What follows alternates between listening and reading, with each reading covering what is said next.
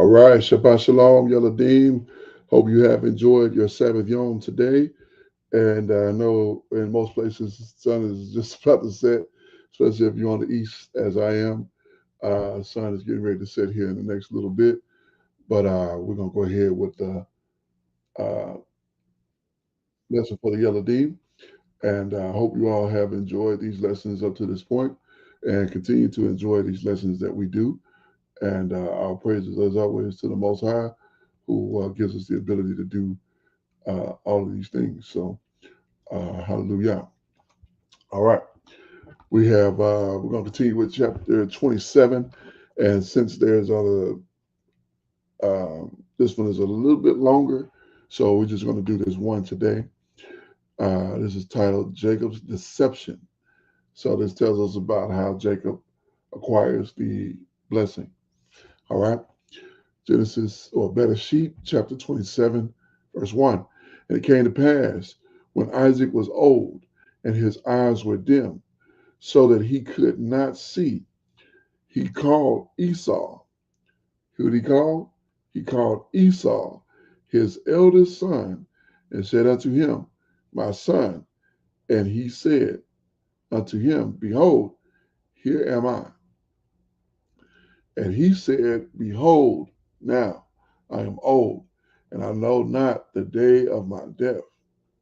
Now, therefore, take, I pray you, your weapon, your quiver, and your bow. See that? Tell him to get his weapon, his quiver. His quiver, that's the bag that you keep the arrows in, and also his bow. So he wants him to get both of those, his quiver and his bow. All right. And go out into the field and take me some venison. Now, venison is deer. This is of the deer family. You got deer, uh, like elk, and then you have moose. All of these are the same type of species. Um, Deer. This is clean food. They part the hoof and they chew the cud. So this is clean and lawful to eat. All right. It's actually very good. If you haven't had it before, it's very, very, very good. I tell people deer probably the best meat you can eat because deer run for a living and it's very lean, very good. Continuing verse 4. And make me savory meat such as I love, and bring it to me that I may eat, and my soul may bless you before I die. So, right here, we have Isaac establishing for his son Esau to have um, the blessing come upon him of the firstborn. That's what is happening here. So he's trying to put him in a position that he may bless him. And he's giving him the instruction. Verse 5. And Rebekah heard when Isaac spake unto Esau, his son. You notice the difference here. It's showing us, remember in the previous chapter, verse chapter 25 actually, it said Isaac loved Esau, but Rebekah loved Jacob. So even here, it says Rebekah heard when Isaac spake unto Esau, his son. It's calling Esau the son of Isaac. And Esau went into the field to hunt for venison and to bring it. And Rebekah spake unto Jacob, or Jacob, her son, saying, Behold, I heard your father speak unto Esau, your brother. So there's no difference between the boys. The difference is in the parents. So Jacob is her son, and Esau is Isaac's son, which is crazy. All right. Uh, he told him, Bring me venison and make me savory meat that I may eat and bless you before YAHUAH, before my death. So that's the instruction that he gave unto Esau, that Isaac gave it to Esau. Our father Isaac gave it to Esau. Now, verse 8. Now, therefore, my son, obey my voice according to that which I command you. Go now to the flock and fetch me from there 2 good kids of the goats, and I will make them savory meat for your father, such as he loved. And you shall bring it to your father, that he may eat, and that he may bless you before his death. So she's unhatched a plan here, and her plan is to put Jacob in the place of Esau to get the blessing. This is her plan. She formulated the whole thing. And what we're going to see here, continuing, verse 11. And Jacob said unto Rebekah his mother, Behold, Esau my brother is a hairy man, and I am a smooth man. So he's saying that they're not even similar in how they operate. Esau is hairy, and Jacob is smooth. He's not hairy like his brother is. Verse 12.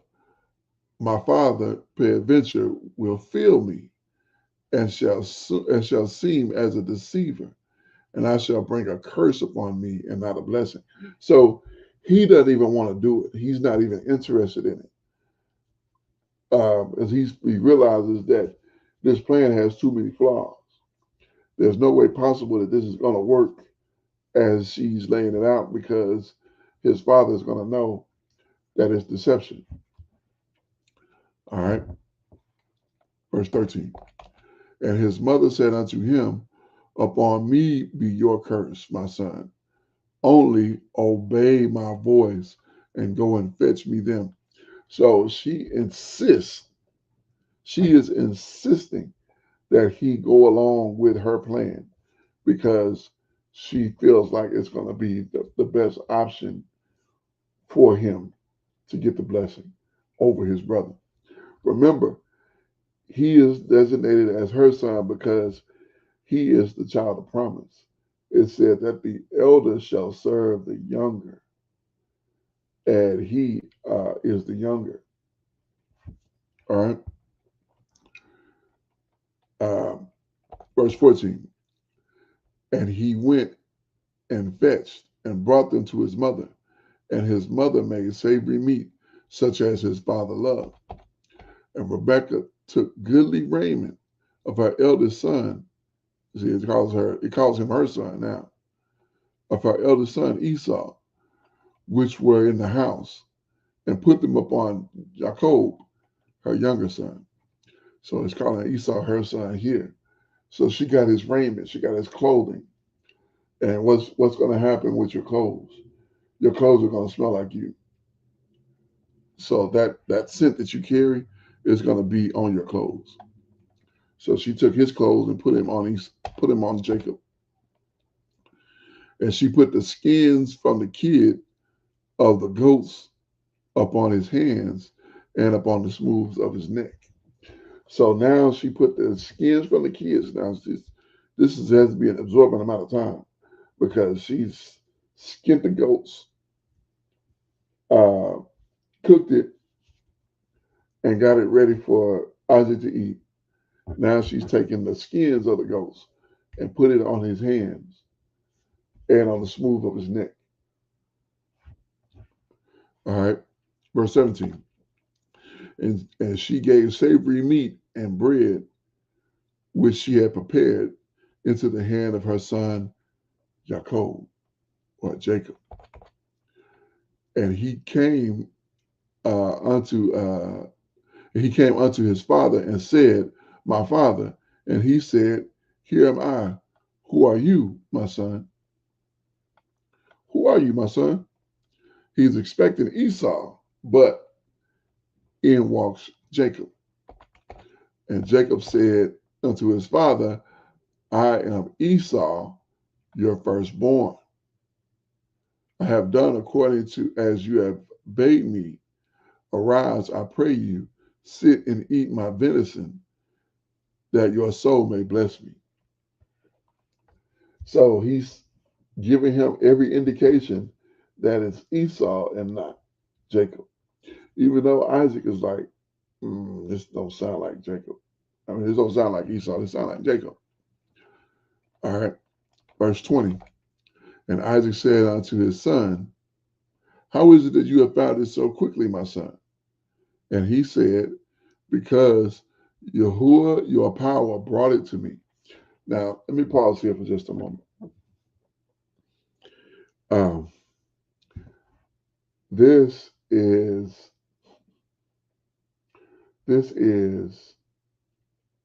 um, this is an extraordinary situation because it is historical in the building of the children of Israel. This is the beginning of the children of Israel. Jacob is our beginning. Our beginning is actually Abraham. For that matter, you can go back to Shem, to Eber, and then to Father Abraham. Now we're at Isaac and his sons, Jacob and Esau. So what Jacob does here is, again, he goes with the plan formulated by his mother, which is strange because he's an adult. So he follows his mother's insight, and he could have just trusted the Most High to get this thing accomplished how he would see fit. But instead, he goes about it in this manner, which is to deceive his father. And in his deception, his father asked him a question: how have you found the venison so quickly? And he said, YAHUAH, your power, have brought it to me. Now, I'm not criticizing Jacob because this was like I said, an extraordinary situation. So I'm not criticizing Father Jacob. He is our father. I would advise any Israelite, to never do this. Never do something deceptive and then credit the Most High with it. That is not okay. Don't do that.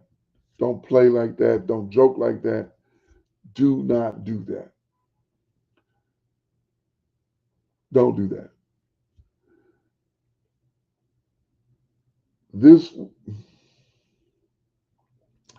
If this was not something that was absolutely necessary, this could be considered blasphemy. But Jacob was not charged with blasphemy. But if you, Israelite children, Yeladim, and parents listening and watching this as well, if you credit the Most High with something that is deception, that's blasphemous. That's blasphemy. Don't do that. If you found out something by some crooked means and you say, the Ruach revealed it to me, that's blasphemy. Don't play. Don't do that. Do not do that. Do not put those things on the Most High or on the Messiah, on the Ruach, because that is blasphemy, and that's the one thing that you are not going to be forgiveness for: blaspheming the Ruach of the Most High. That's why I took a pause right here, because this is serious. Don't ever do that.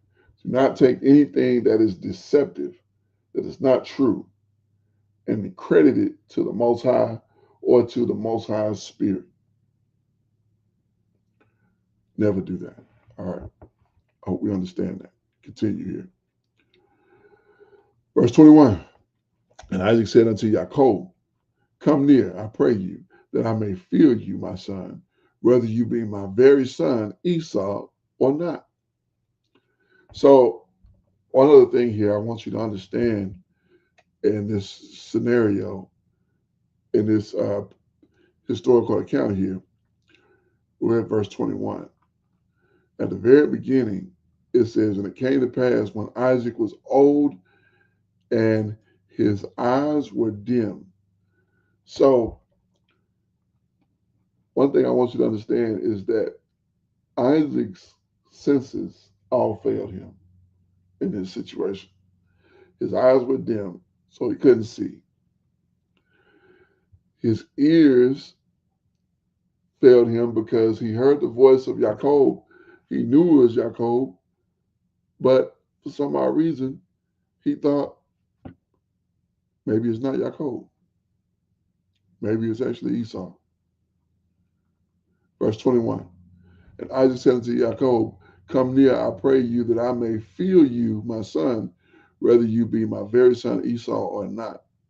And Jacob went near unto Isaac his father, and he felt him, and said, the voice is Jacob's voice, but the hands are the hands of Esau. So this is the second failure. Number one, or third failure. Number one, his eyes failed him. Number two, his touches failed him, and his ears have failed him because he hears Jacob's voice, but in his mind he goes, this must be Esau.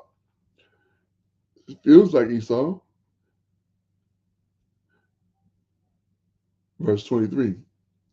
And he discerned him not because his hands were hairy as his brother Esau's hands. So he blessed him. So his eyes had failed him. His ears had failed him. His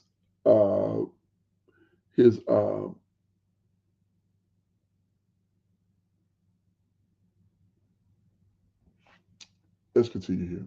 His touch has failed him because he touches his son and he goes, oh, this must be Esau.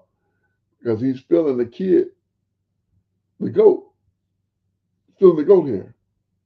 And he goes, this must be Esau. Verse 24. And he said, are you my very son Esau? And he said, I am. Verse 25. And he said, bring it near to me, that I will eat my son's venison, and my soul may bless you. And he brought it near him, and he did eat. And he brought him wine, and he drank. Now, Jacob doesn't have venison. Jacob has goat. So he's eating goat meat,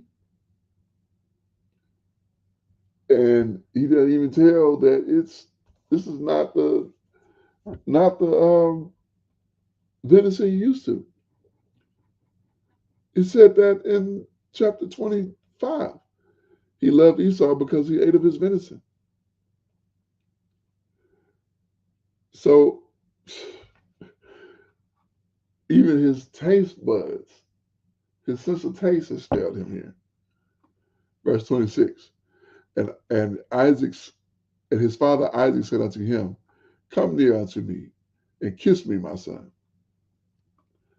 And he came near and kissed him, and he smelled the smell of his raiment and blessed him and said, see, the smell of my son is as the smell of a field which YAHUAH have blessed. So his last sense has failed him. He was deceived completely through and through. His eyes failed, couldn't see that this wasn't Esau, his son. His ears have failed because he convinced himself that though he hears Jacob's voice, that somehow it's Esau. His touch has failed because he touches his son and he feels hairy hands and goes, yep, that's my son Esau. And then his taste has failed because he eats the venison and goes, Yep, that's the venison that I ordered. This is exactly what it should be. And now his nose has failed because he smells Jacob with Esau's raiment on, and he takes it as Esau. So he blesses him. Therefore, here's the blessing. All right, verse 28. This is important for us as Israelites. Therefore, the Most High give you of the dew of Shamaim and the fatness of the earth, and plenty of corn and wine. So the children of Israel are barak by the father of the beginning of our nation, our great great grandfather, Isaac. And that Berakah is plenty of corn and wine. So we got plenty to drink. All right. Verse 29. Let people serve you and nations bow down to you. Be master over your brethren, and let your mother's sons bow down to you. Cursed be everyone that curse you, and blessed be he that blesses you. So this is the Berakah, the blessing that Jacob gave that Jacob received in lieu of his brother Esau. And it's a dynamically wonderful blessing. All right. Verse 30. And it came to pass, as soon as Isaac had made an end of blessing Jacob, and Jacob was yet scarcely gone out of the presence of Isaac his father, that Esau his brother came in from his hunting. And he also made savory meat and brought it unto his father, and said unto his father, Let my father arise and eat of his son's venison, that his soul may bless me. Now, imagine this. You just went through this whole ordeal with your son that you believe to be Esau. Then in walks Esau. Now, this boy sounds like Esau. And of course, all his senses are going to say this is Esau. And Isaac, his father, said unto him, Who are you? And he said, I am your son, your firstborn, Esau. And Isaac trembled very exceedingly and said, Who? Where is he that had taken venison and brought it to me, and I have eaten? And all before you came and have blessed him. Yea, and he shall be blessed. Like, not only did I bless him, I gave him a great blessing. He's greatly blessed. Verse 34. And when Esau heard the words of his father, he cried with a great and exceeding bitter cry, and said unto his father, Bless me, even me also, oh my father. So he is beside himself.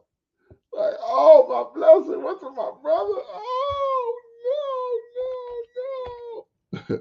Okay, continue with verse 34. It's like verse 35. And he said, Your brother came with subtlety and hath taken away your blessing. And he said, Is he not rightly named Jacob? For he hath supplanted me these 2 times. He took away my birthright, and behold, now he hath taken away my blessing. And he said, Have he not uh, reserved a blessing for me? Have you not reserved a blessing for me? Now let's take a quick pause here. Jacob did not take away his birthright. Esau did not care about his birthright. And so he traded it, he sold it for food. So that was not on Jacob, that was on him. He did that. Now, was Jacob in the right for putting him in a position to say, give me this for that? Not necessarily. However, Esau had every right to say, hey man, forget that, give me the food. But he didn't say that. He said, what good is this birthright? Well, I'm at a point to die. So scripture says he despised his birthright. That's why he sold it. All right. Verse 37. And Isaac answered and said unto Esau, behold, I have made him your master, and all his brethren have I given to him for servants. With corn and wine have I sustained him. And what shall I do now unto you, my son? I have given him everything. What do you expect me to do for you here? And Esau said unto his father, have you but one blessing, my father? Bless me, even me also, O my father. And Esau lifted up his voice and wept. And Isaac his father answered and said unto him, behold, your dwelling shall be of the fatness of the earth, and of the dew of heaven from above. And by your sword shall you live, and shall serve your brother. And it shall come to pass when you shall have dominion, you shall break the yoke off of his neck. You shall break the yoke off of your neck. So he's telling them, I'm going to give you the ability to, when you can, to rise up, you're going to raise up. And you're going to take off that yoke and operate. Verse 41. And Esau hated Jacob because of the blessing wherein his father blessed him. And Esau said in his heart, the days for mourning for my father are at hand. Then will I slay my brother Jacob. So he's vowed in his heart and in his spirit to kill Jacob, to kill Jacob. And these words of Esau, the elder son, were told to Rebekah. And she sent and called Jacob, her younger son, and said unto him, behold, your brother Esau has, as touching you, does comfort himself, proposing to kill you. Look here. This is what she said to him. Look here, son. Your brother planning on killing you. So you got to go. You got to get up out of here. Now, therefore, my son, obey my voice and arise. Flee you to Laban, my brother in Haran, and tarry there a few days until your brother's fury turn away, until your brother's anger turn away from you, and he forget that which he have done unto him. Then I will send and fetch you from there. Why shall you be despised also of you both in one day? Why should I be lose both my sons in one day? He's angry and he wants to kill you, and I don't want anything to happen to you. So you go to my brother Laban's house, and we'll give it some time to blow over. Verse 46. And Rebekah said unto Isaac, I am weary of my life because of the daughters of Heth. If Jacob takes a wife of the daughters of Heth, such as which are of the daughters of the land, what good shall my life do me? So also she's very concerned about Jacob marrying these daughters in this land where they live. Esau has already taken wives of these daughters, but she don't want Jacob that to be the case with him, because you're seeing a distinct difference between Esau and Jacob. Jacob is on the good side of it, and Esau is on the not good side of it, on the bad side of it. All right. All praises to the Most High. I hope you have enjoyed this lesson, and I will have questions up as soon as possible. Until next time, shalom, family.